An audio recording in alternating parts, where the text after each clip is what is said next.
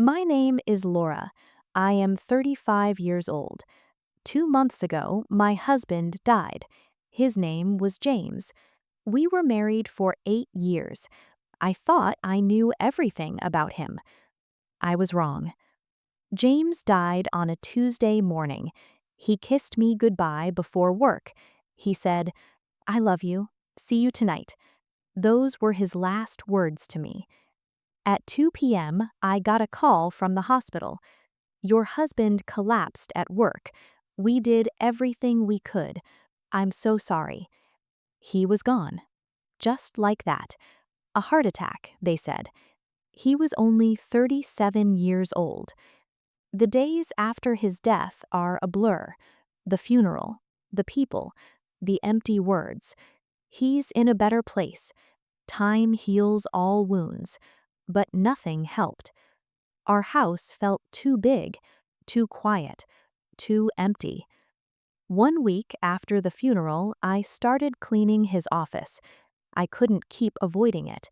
His desk, his books, his smell still in the air.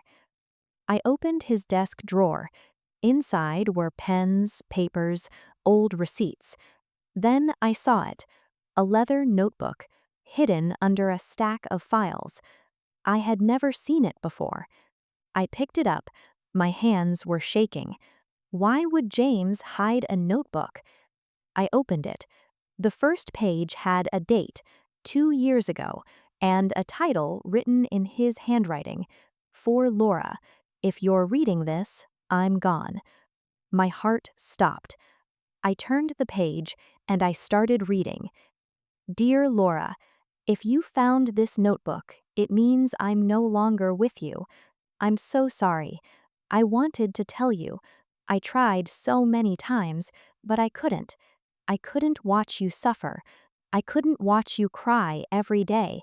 So I kept this secret. 2 years ago, I was diagnosed with terminal cancer. The doctors said I had 3 years, maybe less. I chose not to tell you." I dropped the notebook. I couldn't breathe. Cancer? James had cancer? For 2 years? I picked up the notebook again. My hands were shaking so badly. I kept reading. "I know you're angry right now. I know you feel betrayed. I'm sorry.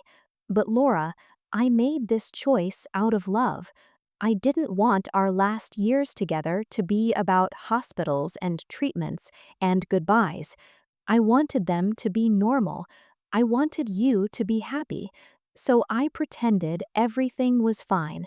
Every doctor's appointment, I said it was a work meeting. Every pain I hid behind a smile. Every fear I wrote in this notebook instead of telling you, because your happiness was more important than my honesty." Tears poured down my face. I turned the pages. The notebook was filled with entries, hundreds of entries, his private thoughts, his fears, his love.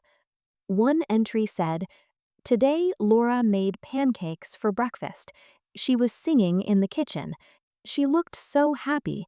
I wanted to tell her, but then she smiled at me and I couldn't destroy that smile. So I smiled back and I kept my secret." Another entry, "The pain is getting worse, but I took my medicine in secret. Laura asked if I was okay. I said I was tired from work. She believed me. I hate lying to her, but I love her too much to burden her with this." Another entry, "We celebrated our anniversary today. 7 years of marriage. Laura said it was the best day of her life.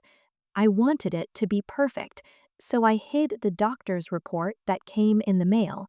It said I have less time than we thought. But today was about us, not about death." I was sobbing. I couldn't stop. I kept reading through my tears. The last entry was from 1 week before he died. "Dear Laura, if you're reading this, my time is up. I'm so sorry I couldn't say goodbye properly. I'm sorry I kept this secret, but I don't regret it. because you were happy, and that's all I ever wanted. I have one more gift for you. Check our bedroom closet. Top shelf. There's a box. Open it. I love you forever. James. I ran to my bedroom. I opened the closet. I pulled down a cardboard box from the top shelf. Inside were envelopes, dozens of envelopes, each one labeled with a date. Open on your next birthday. Open on our 10th anniversary. Open on Christmas. Open when you're sad. Open when you miss me. Open when you're ready to love again. There were 20 envelopes. He had written letters for the next 20 years. I opened the one that said, "Open first." My dearest Laura, by now you know my secret. I'm sorry I hid it, but I'm not sorry I protected you from pain for as long as I could. You are the love of my life, the best thing that ever happened to me. Every day with you was a gift, even the painful ones. I want you to know something. I'm not sad I died. I'm grateful I lived, because I lived with you. Please don't be angry at me for keeping this secret. Please don't feel guilty. You did nothing wrong. You gave me 8 perfect years. You gave me happiness. You gave me love. And that's more than most people get in a lifetime. I have one more thing to tell you. I made arrangements. Every year on your birthday, you will receive flowers. I paid a florist for the next 20 years. White roses, your favorite. Because even when I'm gone, I want you to know I still love you. I will always love you. Be happy, Laura. Live fully. And when you're ready, love again. Don't wait for me. I'm already with you, in every sunrise, in every song, in every moment of joy. Thank you for being my wife. Thank you for being my everything. I love you forever. James. I collapsed on the floor holding the letter. 2 months have passed since I found the notebook. Last week was my birthday. I didn't want to celebrate. I stayed home alone. Then the doorbell rang. A delivery man stood there with a huge bouquet of white roses, my favorite. "Delivery for Laura Chen," he said. I took the flowers. There was a card attached. "Happy birthday, my love. I'm still here. Love, James." I cried, but this time they were different tears, not just sadness, but also gratitude. James kept his secret to protect me. He lied because he loved me. He died without saying goodbye because he wanted our last moments to be normal, not tragic. I thought I knew my husband. I thought we had no secrets. But James had the biggest secret of all, and he kept it out of love. I still miss him every day. I still cry. I still reach for him at night. But I also understand now. He didn't hide his illness because he didn't trust me. He hid it because he trusted me with his heart, and he wanted that heart to stay happy. Next month, I will receive flowers again, and the month after, and every year for the next 20 years, because even in death, James is still loving me. His secret notebook taught me something. Love isn't always about honesty. Sometimes love is about protection.